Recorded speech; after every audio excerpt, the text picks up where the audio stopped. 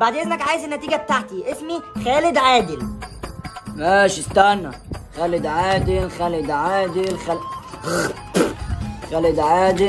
اهي. ماشي هاتها.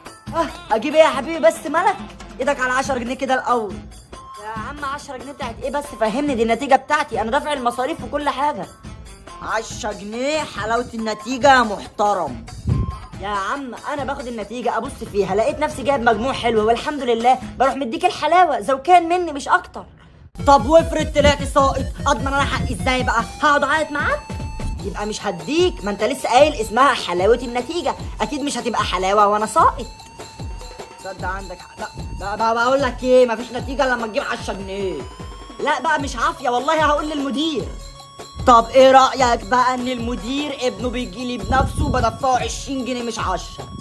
طب ايه رأيك انت بقى ان المدير ما عندوش ولاد اصلا؟